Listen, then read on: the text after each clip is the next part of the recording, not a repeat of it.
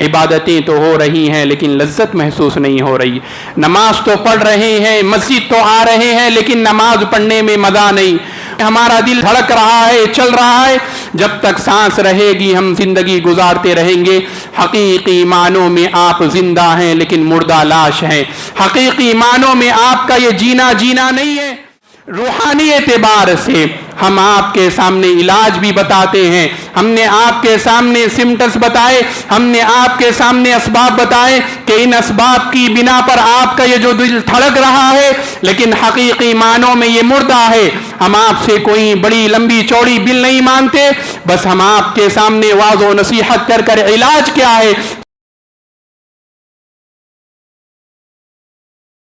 حاضرین جمعہ، آج کے اس خطبہ جمعہ میں آپ حضرات کے سامنے اپنے محدود وقت میں کتاب و سنت کی روشنی میں دلوں کی سختی، اسباب و علاج، سورۃ الاعراف کی ایک آیت کریمہ خطبہ مسنونہ کے بعد میں نے آپ حضرات کے روبرو تلاوت فرمائی کہ اللہ تبارک و تعالی نے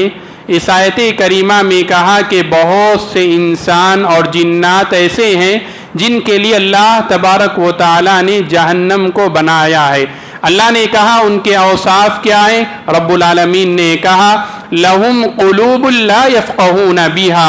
ان کے دل تو ہیں لیکن جو چیز سمجھنے کی ہے وہ سمجھتے نہیں۔ وَلَهُمْ أَعْيُنٍ لَا يُبْصِرُونَ بِهَا، ان کے آنکھ تو ہیں لیکن جو چیزیں دیکھنے کی ہیں وہ دیکھتے نہیں۔ وَلَهُمْ آذَانٌ لَا يَسْمَعُونَ بِهَا، ان کے کان تو ہیں لیکن جو چیز سننے کی ہے وہ سنتے نہیں۔ اولئک کالانعام، یہ لوگ جانوروں جیسے ہیں، یہ لوگ چوپائے جیسے ہیں، بل ہم اضل، بلکہ یہ لوگ جانوروں سے بھی گئے گزرے ہیں۔ وَأُولَئِكَ هُمُ الْغَافِلُونَ، اور یہ لوگ غافل ہیں۔ حاضرین گرامی، جسمانی اعتبار سے، روحانی اعتبار سے انسانی زندگی میں دل کی بڑی اہمیت ہے۔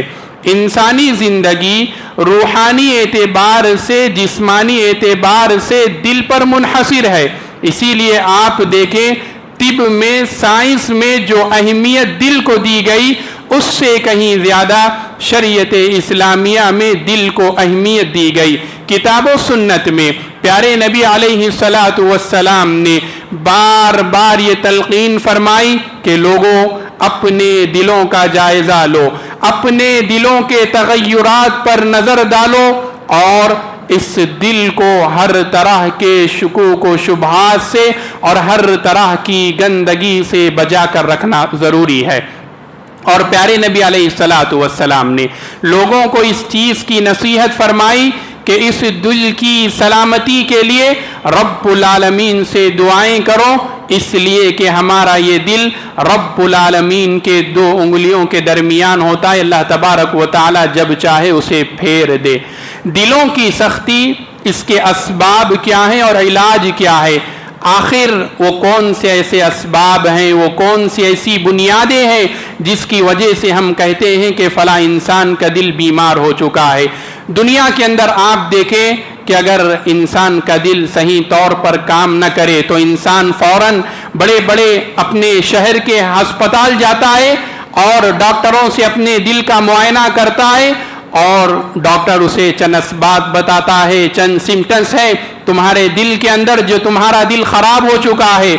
شریعت اسلامیہ میں پیارے نبی علیہ السلام نے بہت سارے ایسے اسباب بتلائے کہ اگر کسی کے اندر یہ چیزیں پائی جائیں تو سمجھ جاؤ کہ ایسے انسان کا دل سخت ہو چکا ہے، ایسے انسان کا دل قسوت قلبی کا شکار ہو چکا ہے۔ وہ سمٹمز کیا ہیں، وہ علامتی کیا ہے؟ ہم کیسے دیکھیں کہ ہمارا یہ دل ظاہری طور پر دھڑک رہا ہے لیکن حقیقت میں ہمارا یہ دل سختی کا شکار ہو چکا ہے؟ ظاہری طور پر ہم جاگ تو رہے ہیں لیکن حقیقت میں ہم غفلت کی نیند سو رہے ہیں۔ آخر کس بنیاد پر رب العالمین نے کہا کہ ان لوگوں کے پاس دل تو ہے لیکن جو چیز سمجھنے کی ہے وہ سمجھ نہیں رہے، کان تو ہے لیکن جو سننا ہے وہ سن نہیں رہے، آنکھیں تو ہے لیکن جو چیز دیکھنی ہے وہ دیکھ تو نہیں رہے ہیں؟ اور دل کی یہ سختی انسان کو بہت برے انجام سے دوچار کرے گی، اور ایسے لوگوں کے لیے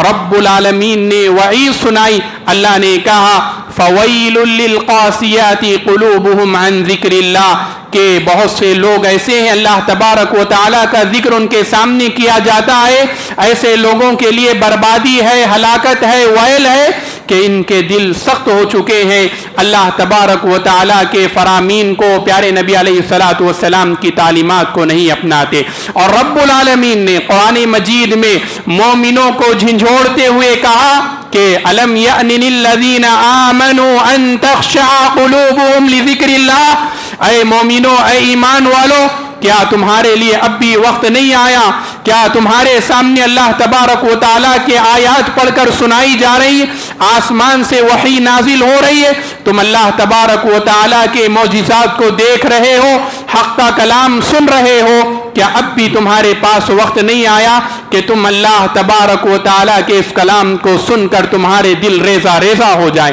تمہارے دل اللہ کے لیے بہائے، اور تمہارے یہ آنکھ سے اللہ تبارک و تعالیٰ کے لیے آنسو جاری ہو جائے؟ رب العالمین نے آگے کہا الم یأن للذین آمنوا ان تخشع قلوبهم لذکر اللہ وما نزل من الحق ولا يكونوا كالذين اوتوا الكتاب من قبل فطال عليهم الامد فقست قلوبهم، کہ اے مومنو تم ان لوگوں کی طرح نہ ہو جاؤ جن پر ایک بہت بڑی لمبی مدت گزری کہ اس کے نتیجے میں ان کے دل مردہ ہو گئے۔ قوم یہود و نصارہ کہ اللہ تبارک و تعالیٰ نے حضرت موسیٰ علیہ الصلاۃ والسلام کی یہ قوم، حضرت عیسیٰ علیہ الصلاۃ والسلام جہاں نبی بنا کر بھیجے گئے، قوم یہود و نصارہ پیارے نبی علیہ الصلاۃ والسلام نے، رب العالمین نے کہا کہ اے لوگوں تم ان لوگوں کی طرح نہ ہو جاؤ، ان قوم یہود قوم نصارہ کی طرح نہ ہو جاؤ جن کے پاس انبیاء وحی لے کر آتے، لیکن یہ لوگ ایک کان سے سنتے دوسرے کان سے نکالتے، نتیجے میں ان کے دل سخت ہو چکے ہیں اور یہ لوگ فاسق و فاجر ہیں۔ پتہ چلا کہ جو لوگ انبیاء علیہ الصلاۃ والسلام کی گزری ہوئی قوم میں جو ایک بہت بڑی بیماری تھی، ان کا دل اجتماعی طور پر سخت ہو چکا تھا، ان کا ضمیر مر چکا تھا، اسی کی طرف رب العالمین نے نشاندہی فرمائی۔ حاضرین جمعہ، وہ کیا علامتیں ہیں، وہ کیا سمٹمز ہیں، ہم کیسے جانیں کہ ہمارا یہ دل سخت ہو چکا ہے، ہمارا یہ دل سختی کا شکار ہو چکا ہے؟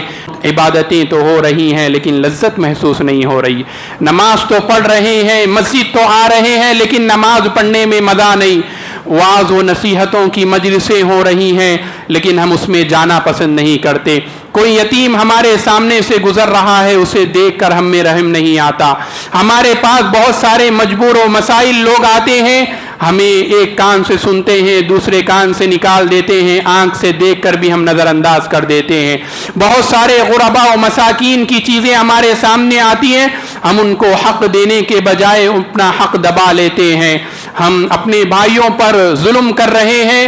اور آج ہمارے امت کا یہ حال بن چکا ہے۔ آج ہماری امت کے دلوں کا آپ حال دیکھیں کہ یا ہماری امت کے لوگوں کا دل سخت نہیں ہو چکا کہ بچے اپنے والدین کا قتل کر رہے ہیں، سب بھائی مل کے اپنے بہنوں کا قتل کر رہے ہیں، ایک خاندان والے دوسرے خاندان کا قتل، ایک دوست اپنے دوست کا قتل، اور ایک لوگ اپنے دوسرے کنبے خاندان کو معمولی باتوں کے لیے مار رہے ہیں۔ آپ اپنے دلوں پر ہاتھ رکھ کر دیکھیں، جائزہ لیں، کیا یہ علامتیں آج ہمارے اندر نہیں پائی جا رہی ہیں؟ کیا یہ سمٹس آج ہمارے نہیں ہیں؟ پھر بھی اگر ہم کہیں کہ نہیں ہمارا دل دھڑک رہا ہے، چل رہا ہے، جب تک سانس رہے گی ہم زندگی گزارتے رہیں گے۔ حقیقی معنوں میں آپ زندہ ہیں لیکن مردہ لاش ہیں، حقیقی معنوں میں آپ کا یہ جینا نہیں ہے کہ آج جو امت مسلمہ کے حال، آج امت مسلمہ کا جو حال ہے میرے بھائی، ایسی افسوس صد افسوس کی بات ہے، منبر و محراب سے یہ علماء منبر و محراب سے چیختے ہیں، چلاتے ہیں، لوگوں کو بیانات ہوتے ہیں، وعظ و نصیحت ہوتی ہے، کہا جاتا ہے کہ اے لوگوں اللہ تبارک و تعالیٰ نے، پیارے نبی علیہ الصلاۃ والسلام نے ایک دوسرے کے حقوق کو بیان فرمائے، جب ہمارا دل سخت ہو جائے کہاں سے سنے گا ان تعلیمات کو؟ اسباب کیا ہیں؟ اسباب آخر ہمارا یہ دل سخت کیوں ہو جاتا ہے؟ سب سے پہلا اور سب سے بنیادی سبب گناہ۔ بشری تقاضا ہے انسان سے گناہ ہو جائے اور انسان معافی مانگ لے، اللہ تبارک و تعالیٰ ایسے بندوں کو پسند فرماتا ہے۔ اللہ کے نبی علیہ الصلوۃ والسلام نے کہا کل بنی آدم خطا وخیر الخطائین التوابون، کہ تم میں کا ہر بنی آدم گنہگار ہے، خطا کار ہے، لیکن بہتر وہ ہے جو گناہ ہونے کے بعد توبہ کر لے۔ اصل مسئلہ کیا ہے؟ گناہ پر گناہ، ہمارا دن گناہ میں، ہماری رات گناہ میں، ہماری محفلیں گناہوں کی، ہماری دوستیاں گناہوں میں گزر رہی ہیں۔ اگر انسان کا یہ حال رہے گا سمجھ لو کہ ایسے انسان کا دل سخت ہو چکا ہے۔ پیارے نبی علیہ الصلوۃ والسلام نے کہا ان العبد اذا اذنب ذنبا نکت السودا، کہ بندہ جب گناہ کرتا ہے تو اس کے دل پر ایک نقطہ بیٹھ جاتا ہے۔ فَإِن تَابَ وَنَزَعَ وَاسْتَغْفَرَ ثَقِلَ مِنْهَا، جب بندہ گناہ کرتا ہے، رب العالمین کے سامنے گڑ گڑاتا ہے، توبہ و استغفار کرتا ہے، اللہ تبارک و تعالیٰ اس کے گناہوں کو مٹاتا چلا جاتا ہے۔ لیکن بندہ گناہ پر گناہ کرتے جائے، گناہ پر گناہ، پیارے نبی علیہ الصلوۃ والسلام نے کہا کہ ایسے انسان کا دل کالا ہو جاتا ہے۔ رب العالمین نے اسی کو کہا کلا بل ران علی قلوبہم ما کانوا یکسبون، کہ ان کے ہاتھوں کی وجہ سے انہوں نے جو بدعمالیاں کی ہے، بے عملی میں ان کی جو زندگی گزری ہے، اس کی وجہ سے ان کا یہ دل پورا زنگ آلود ہو چکا ہے۔ یہ پہلا سبب ہے کہ انسان کا دل سخت ہو جاتا ہے، وہ گناہ اور معصیت ہے۔ دوسرا سبب، انسان غفلت میں زندگی گزارے، کہنے کے تو ہم سانس لے رہے ہیں لیکن مقصد کا کوئی پتہ نہیں، بس عمر یوں ہی تمام ہو رہی ہے، صبح ہو رہی ہے، شام ہو رہی ہے، اپنی زندگی میں مست، نہ دین سے کوئی تعلق، نہ معاملات کی کوئی فکر ہے، نہ حقوق اللہ کا کوئی لحاظ ہے، نہ حقوق العباد کے معاملے میں کوئی ڈر ہے۔ ایسے انسان کا دل سخت ہو جاتا ہے۔ رب العالمین نے لوگوں کو متنبہ کرتے ہوئے کہا اے لوگوں اقترب للناس حسابهم وهم فی غفلۃ معرضون، کہ لوگوں حساب کا وقت قریب آ چکا ہے، حساب کا وقت قریب آ چکا ہے رب العالمین کی بارگاہ میں کل ہم سب کو کھڑے ہونا ہے، لیکن لوگ ہیں کہ غفلت میں جی رہے ہیں۔ وجہ کیا ہے؟ اللہ نے آگے آیت کریمہ میں کہا لاہیۃ قلوبہم، کہ ان کے دل مردہ ہو چکے ہیں، ان کے دل سخت ہو چکے ہیں، کہ اگر ہماری یہ غفلت رہے گی ہمیں یہ غفلت بہت برے انجام سے دوچار کرے گی۔ ہوشیار ہے وہ انسان اور باکمال ہے وہ انسان جس کی آنکھیں بند ہونے سے پہلے اس کی آنکھیں کھل جائے، ہمیشہ آنکھیں بند ہونے سے پہلے اس کی آنکھیں کھل جائے۔ دل یہ ہمیشہ کے لیے دھڑکنا بند ہونے سے پہلے وہ انسان اپنے دل کی اصلاح کر لے۔ اسباب میں سے ایک اور اہم سبب، آخرت کا تصور نہیں ہونا انسانوں میں۔ پیارے نبی علیہ الصلوۃ والسلام نے حدیث مبارکہ میں کہا کہ لوگوں قبرستان کی زیارت کرو، زوروہا فإنہا تذکرکم الآخرہ، کہ لوگوں قبرستان کی زیارت کرو اس لیے کہ تمہیں آخرت کی یاد آئے گی، تمہیں بھی تمہارا مقام، حیثیت، جاہ و جلال، دنیا کی یہ بلڈنگیں، یہ گاڑیاں، تمہیں بھی معلوم ہوگا کہ تمہارے جیسے ہی لوگ یہ دنیا میں کہا کرتے تھے انا ربکم الاعلی، کہ میں تمہارا رب ہوں۔ فرعون لوگوں سے کہتا کیا تم یہ نہریں، یہ باغات نہیں دیکھتے؟ یہ سب کی سب کس کی ہیں؟ جب ایسے لوگوں کا موت کا قریب آتا ہے تو وہ لوگ کہتے ہیں قالوا آمنا برب ہارون و موسیٰ، کہ میں موسیٰ اور ہارون کے رب پر ایمان لاتا ہوں۔ اور فرعون کہتا ہے کہ اللہ دنیا میں لوٹا دے، مہلت دے دے، میں تجھ پر ایمان لاتا ہوں، جب ہم قبرستان جائیں گے ہمیں بھی ہمارا حشر یاد آئے گا، ہمیں بھی اپنی اوقات یاد آئے گی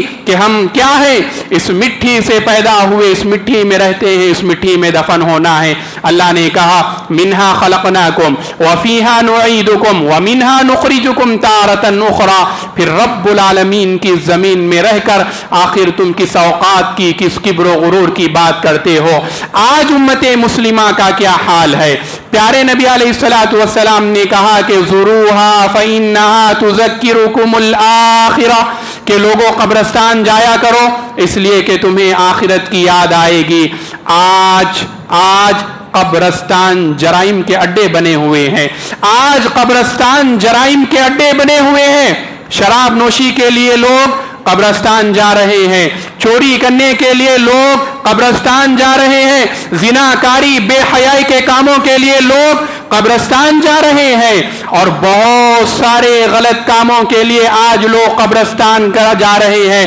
شریعت اسلامیہ نے جس کو عبرت کی جگہ بنایا، آج امت مسلمہ کا آپ حال دیکھیں کہ لوگ جا کر وہاں پر زنا کر رہے ہیں، لوگ جا کر وہاں پر شراب پی رہے ہیں، اور بہت سے لوگ ایسے بھی ہیں جو وہاں پر جا کر قبر والوں کے لیے دعائیں کرنے کے بجائے قبر والوں سے اپنی دعائیں کرا رہے ہیں، جا رہے ہیں وہاں شرک کے کام، بدعت و خرافات کرتے ہوئے۔ پیارے نبی علیہ الصلوۃ والسلام کی اس تعلیمات کا ہم نے کتنا لحاظ رکھا، ہم سب کو سوچنے کی ضرورت ہے۔ سنجیدگی کے ساتھ ہم اور آپ اس جانب توجہ دیں۔ آگے پیارے نبی علیہ الصلوۃ والسلام نے کہا کہ جس انسان کی زندگی میں آخرت کا تصور ہوگا، قیامت کی ہولناکیوں کا علم اسے ہوگا، ایسا انسان اس دنیا میں نرم دل اس کا ہو جائے گا، اور ایسا انسان اس دنیا میں سنجیدگی کے ساتھ اپنی زندگی گزارے گا۔ وہ ہر ہمیشہ یہ کوشش کرے گا کہ میری اپنی ذات سے کسی بھی اپنے مسلمان بھائی کو تکلیف نہ ہو۔ اس دنیا میں رب نے مجھے جو طاقت دی، اس دنیا میں اللہ نے مجھے جو عہدہ دیا، اس دنیا میں اللہ نے مجھے جو ذرا سا مال دیا، یہ اللہ کا فضل ہے، اور بندہ چاہتا ہے کہ اس پر دوسروں کے حقوق ہیں اسے میں ادا کروں۔ اور پیارے نبی علیہ الصلوۃ والسلام کی یہ تعلیمات کو ہم نے پسے پش ڈالا، آج ہمارے قبرستان جرائم کے اڈے بنے ہوئے ہیں، یا اس کے بعد آج ہمارے قبرستان عقائد کے باب سے آپ دیکھیں آج مزارات کی شکل اختیار کر کے اونچی اونچی عمارتوں سے ہر آئے دن بلند ہوتے ہوئے جا رہے ہیں۔ اور جب بات ایسے بدعات و خرافات کی آتی ہے تو بدعات و خرافات میں ہر بدعات و خرافات، ایک سال قبرستان 2 فٹ کی تھی، اگلا سال آئے گا وہ 4 فٹ کی ہوتی جائے گی، اور دور ایسا بھی آئے گا کہ یہ لوگوں کے اندر بدعقیدگی کی رہے گی۔ تو آج ہمارے قبرستان، ہمارے گھر چھوٹے اور ہمارے قبرستان بلند سے بلند تر ہوتے جائیں گے۔ ہمیں چاہیے کہ ہم اور آپ قبرستان کی زیارت کریں، وہاں جائیں، اپنے جو اعزا و اقارب، جو والدین وہاں مدفون ہیں، ان کے لیے دعائیں کریں، نہ تو ان سے اپنے لیے بخشش مانگیں۔ اور رہی بات کہ ہمارا دل کیوں سخت ہوتا ہے، انہی اسباب میں سے ایک اہم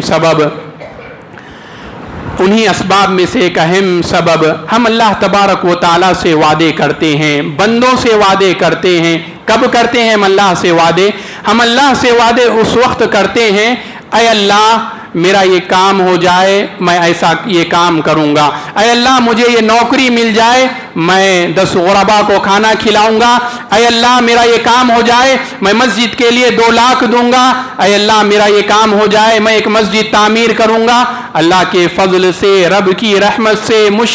مشکل ترین کام، اور انسان کی بیماری کے بعد اللہ تبارک و تعالیٰ اسے صحت شفا دیتا ہے، انسان اللہ سے اور اس کے بندوں سے کیے گئے وعدے کو بھول جاتا ہے۔ بندہ اللہ سے وعدے کرتا ہے بیماری کی حالت میں، بندہ اللہ سے وعدے کرتا ہے مصائب و مشکلات کی حل میں، اللہ جب زندگی میں خوشحالی عطا کرتا ہے بندہ مصائب و مشکلات سے چھٹکارا پا جاتا ہے، رب العالمین سے کیے گئے وعدے کو بھلا دیتا ہے، رب العالمین سے کیے گئے وعدے کو بھلا دیتا ہے، اپنی زندگی میں مست ہو جاتا ہے، وہ بھول جاتا ہے کہ میں نے کہا تھا کہ 2 لاکھ دوں گا، 2 لاکھ بھی گئے، وہ بھول جاتا ہے کہ میں مسجد تعمیر کروں گا، اب تو خوشحال زندگی آ گئی، وہ مسجد کو بھی بھول جاتا ہے، وہ مسجد تو کیا بنانا، مسجد میں آنا ہی بھول جاتا ہے۔ جب انسان اللہ تبارک و تعالیٰ سے کیے گئے وعدوں کو بھلا دیتا ہے تو نتیجے میں اللہ تبارک و تعالیٰ بندے کے دل کو سخت کر دیتا ہے۔ اللہ تبارک و تعالیٰ نے اسی چیز کا تذکرہ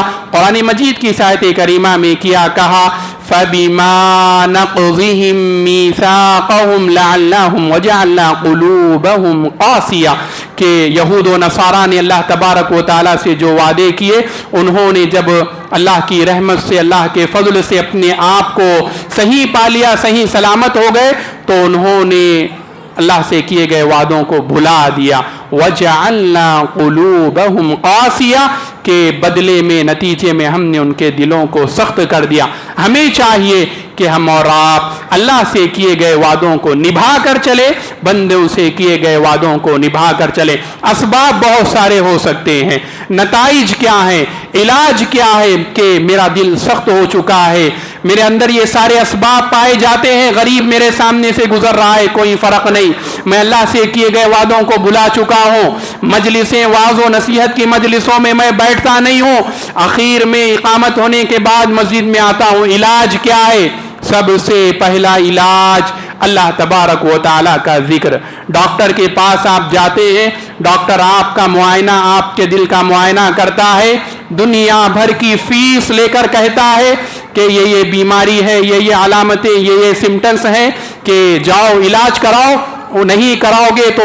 تمہیں بڑا آپریشن کرانا پڑے گا، تمہارا یہ دل فیل ہو جائے گا۔ روحانی اعتبار سے ہم آپ کے سامنے علاج بھی بتاتے ہیں، ہم نے آپ کے سامنے سمٹمس بتائے، ہم نے آپ کے سامنے اسباب بتائے کہ ان اسباب کی بنا پر آپ کا یہ جو دل دھڑک رہا ہے لیکن حقیقی معنوں میں یہ مردہ ہے۔ ہم آپ سے کوئی بڑی لمبی چوڑی بل نہیں مانگتے، بس ہم آپ کے سامنے واعظ و نصیحت کر کر علاج کیا ہے؟ سب سے پہلا علاج اللہ تبارک و تعالیٰ کا ذکر، کثرت سے رب العالمین کا ذکر، رب العالمین کے ذکر میں مداومت۔ جو بندہ اللہ تبارک و تعالیٰ کا ذکر کرے گا، رب العالمین ایسے انسان کے دل کو نرم کر دے گا، اللہ تبارک و تعالیٰ ایسے انسان کے دل کو نرم کر دے گا، اور یہ جو بیماری، یہ جو آفت انسان کے دل پر آئی ہے، اللہ تبارک و تعالیٰ اسے ختم کر دے گا۔ کیا ہے ذکر؟ بندے کو چاہیے کہ وہ اٹھتے بیٹھتے اللہ کا ذکر کرے، سبحان اللہ،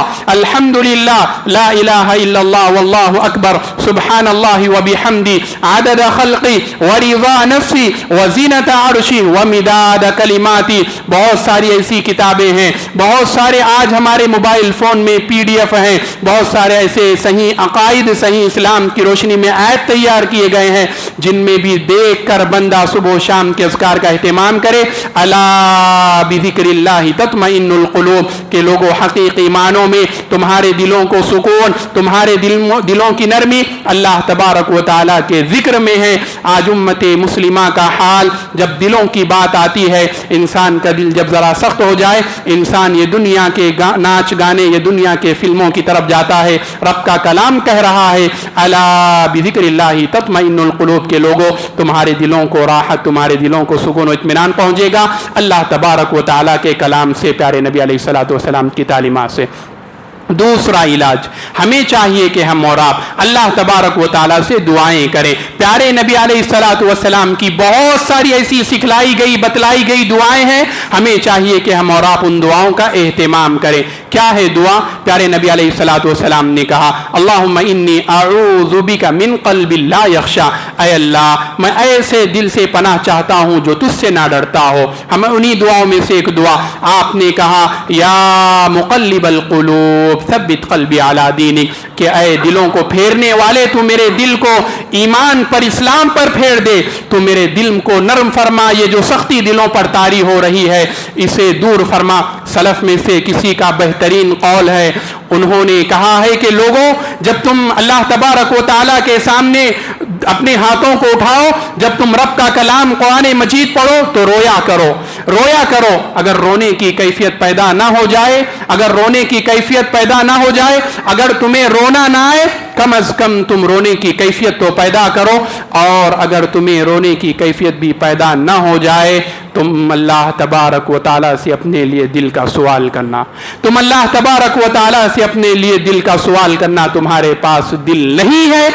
سلف میں سے کسی کا یہ قول ہے۔ ہمیں چاہیے کہ ہم اور آپ اس جانب سنجیدگی سے غور و فکر کریں، اس جانب توجہ دیں۔ سب سے پہلی بات اللہ کا ذکر کریں۔ دوسری چیز پیارے نبی علیہ الصلوۃ والسلام کی بہت ساری سکھلائی گئی، بتلائی گئی دعاؤں کا اہتمام کریں۔ تیسری چیز وعظ و نصیحت کی مجلسوں میں بیٹھیں، ایسی وعظ و نصیحتوں کی مجلسیں جہاں پر اللہ کا ذکر، قال اللہ قال الرسول کی صدائیں بلند ہوتی ہیں، ہم ان مجلسوں میں بیٹھیں۔ اور کتب احادیث میں ایک باب ہے کتاب الرقاق، صحیح بخاری آپ کھولیں، کتاب الرقاق ترجمے کے ساتھ آپ پڑھیں، یقیناً جن لوگوں کا دل سختی کا شکار ہے، آپ کتاب الرقاق پڑھیں گے آپ کا دل نرم سے نرم ہوتا جائے گا۔ وعظ و نصیحتوں کی مجلسوں میں بیٹھیں۔ ہمارے پاس موجودہ دور میں، موجودہ صورتحال میں ہم دیکھیں، ہفتے کا ایک دن جمعہ کا دن ہوتا ہے، یہ ہمارے لیے بہت ہی بہترین ذریعہ ہے کہ ہم اور آپ اس جمعہ کے دن سے یہاں ہونے والے ممبر و محراب کے تقاریر سے قال اللہ قال الرسول کی جہاں سے صدائیں بلند ہوں، ہم اور آپ اپنے دل کو نرم و نازک کر سکتے ہیں، اور یہ جو بہت بڑی بلا، جو بہت بڑی آفت ہمارے دل پر آئی ہے، ہم اور آپ اس کو دور کر سکتے ہیں۔ لیکن ہفتے کا یہ بھی ایک دن آپ مسجد میں تاخیر سے آئیں، ہفتے کا یہ ایک دن ہمارے پاس اللہ کے لیے 40 منٹ 45 منٹ 1 گھنٹہ نہ ہو۔ دنیا کی دعوتوں میں ولیموں میں ہمارے حیدرآباد کا حال 11 بجے جا کر بیٹھے دوست و احباب سے مل کر، آج تو سبحان اللہ لوگ اپنے گھر فجر کے وقت آ رہے ہیں۔ ہم بھی ماحول میں رہتے ہیں، شہر میں دیکھتے ہیں،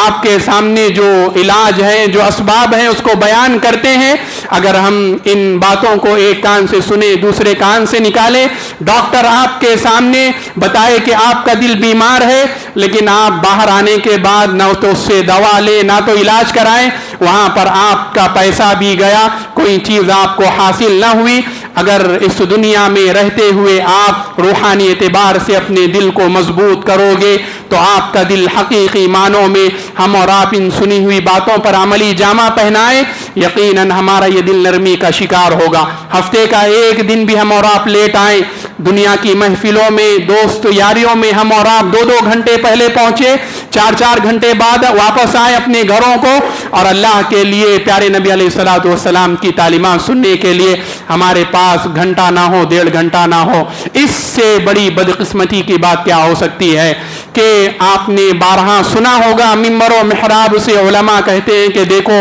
لوگوں، پیارے نبی علیہ الصلوۃ والسلام نے کہا کہ خطیب جب ممبر پر بیٹھ جائے اس سے پہلے مسجد میں حاضر ہو۔ تم ممبر پر خطیب کے بیٹھنے کے بعد آؤ گے تو نہ تو تمہیں اجر و ثواب ملے گا، اور اس سے بڑھ کر جو یہاں سے قال اللہ قال رسول کی باتیں ہوتی ہیں نہ تو تم اسے سن پاؤ گے نہ تو عملی جامہ پہناؤ گے۔ جو لوگ اخیر میں آئیں گے انہیں معلوم ہی نہیں ہوتا ہے آج خطیب صاحب نے کس موضوع پر تقریر کی، آج وہ کیا بتا رہے تھے۔ ہم اور آپ اگر وقت سے پہلے آئیں گے، جمعہ کے دن کا اہتمام کریں گے، یقیناً بہت ساری بھلائیاں ہمارے اندر آئیں گی، بہت ساری تبدیلیاں ہمارے اندر آئیں گی۔ آپ یقین نہیں کر سکتے کہ بہت ساری آپ کے اندر قال اللہ قال الرسول کی باتیں آئیں گی، اور آپ کے علم میں اتنا اضافہ ہوگا کہ آپ اگر صحیح معنوں میں حقیقی معنوں میں جمعہ کے دن اپنے گھر سے تیار ہو کر وقت سے پہلے کسی بھی مسجد میں جائیں۔ ہم یہ بات نہیں کرتے کہ آپ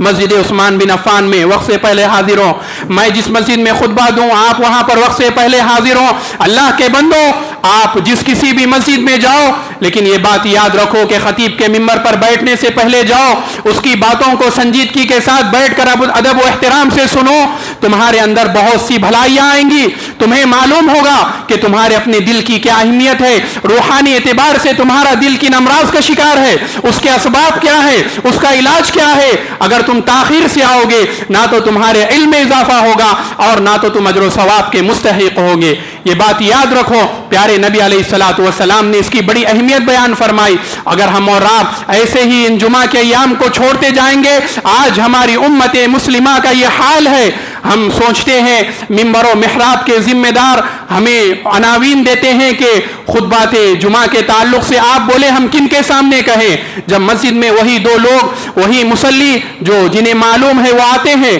لیکن بہت سے لوگ ایسے ہیں جو غفلت کا شکار ہیں، بہت سے لوگ ایسے ہیں جو اخیر میں آتے ہیں، کہ بہت سارے ہمارے مقام پر ایسا ہوتا ہے۔ ہمیں اور آپ کو چاہیے کہ ہم اور آپ سنجیدگی کی جانب توجہ دیں۔ ہم نے بہت سارے مساجد میں یہ کہا کہ لوگوں نے وہاں پر اٹھنے سے پہلے عہد کیا، انہوں نے کہا کہ ہم اور آپ اس مسجد میں جانے سے پہلے ہم اور آپ عہد کر جا رہے ہیں کہ انشاءاللہ ہم دنیا کے ساری تجارتوں کو چھوڑ کر، دنیا کے سارے کاروباروں کو چھوڑ کر ہم جسی بھی مسجد میں جائیں گے وقت سے پہلے حاضر ہونے کی کوشش کریں گے۔ میں نے وہاں مثال دیتے ہوئے کہا تھا کہ آج ہماری امت کا یہ حال ہے، اذان جب صدائیں بلند ہوتی ہیں، جب مؤذن صاحب کہتے ہیں حی علی الصلاۃ حی علی الفلاح، آؤ کامیابی کی طرف، آؤ مسجدوں کی طرف، تو واللہ بہت سے لوگ ایسے ہیں اس وقت نہانے کے لیے جاتے ہیں، بہت سے لوگ ایسے ہیں اس وقت نہانے کے لیے جاتے ہیں، اور جب ہمارے مؤذن کہتے ہیں قد قامت الصلاۃ قد قامت الصلاۃ، کہ ہمارے لوگ اس وقت مسجدوں سے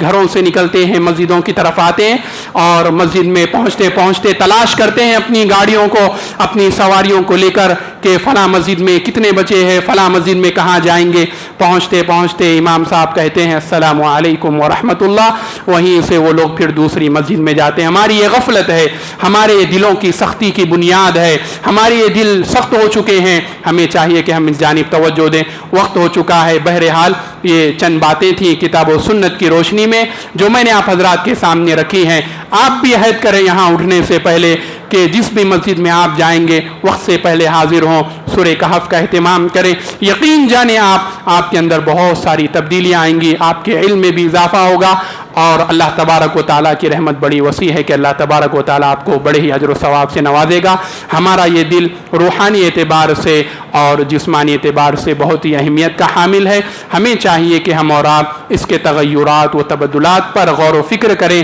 اور اگر ہمارا یہ دل سخت ہو چکا ہے ہم اس کا علاج، اس کے اسباب کو تلاش کریں، اور کثرت سے اللہ تبارک و تعالیٰ کا ذکر، رب العالمین کو یاد کریں، اور پیارے نبی علیہ الصلوۃ والسلام کی سکھلائی گئی بتلائی گئی دعائیں، یا مقلب القلوب ثبت قلبی علی دینک، اللہم انی اعوذ بک من قلب لا یخشع، اور بھی بہت ساری دعائیں کتب احادیث میں موجود ہیں، ان کا اہتمام کریں۔ اگر ہمارا یہ دل سخت ہے جو نرم ہو جائے، دنیا کے بہت سارے معاملات، دنیا کی بہت ساری چیزیں اور ہمارا ایک معاشرہ بہترین تشکیل پائے گا۔ اس دنیا میں رہتے ہوئے کوشش کریں کہ اپنی ذات سے اگر کسی کو فائدہ نہ پہنچاؤ تو اتنی تو کوشش ہونی چاہیے کہ ہمارے اپنے نفس سے کسی کو تکلیف نہیں ہونی چاہیے۔ دعا ہے رب العالمین سے اللہ تبارک و تعالی ہم سب کے دلوں کو نرم فرما۔ رب العالمین جب ہم قرآن مجید کی تلاوت کریں اللہ تو ہمارے آنکھوں سے آنسو جاری فرما۔ رب العالمین تو ہمیں اس جمعہ کے دن کا خصوصی طور پر خاص اہتمام کرنے کی توفیق نصیب فرما۔ اے اللہ جس غفلت میں آج ہم زندگی گزار رہے ہیں،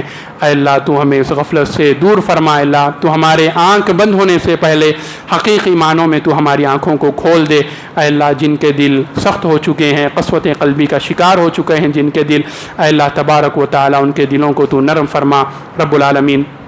جو لوگ بیمار ہیں انہیں تو شفا عاجلہ کاملہ دائمہ نصیب فرما۔ رب العالمین جو لوگ پریشان حال ہیں ان کی پریشانیوں کو دور فرما۔ اے اللہ جب تک تو ہمیں اس دنیا میں رکھ، ایمان و اسلام کی حالت میں رکھ، خاتمہ بالخیر فرما۔ بارک اللہ لنا ولکم فی القرآن العظیم ونفعنی وإیاکم بما فیہ من الآیات والذکر الحکیم، فاستغفروا انہ هو الغفور الرحیم ورب حلیم۔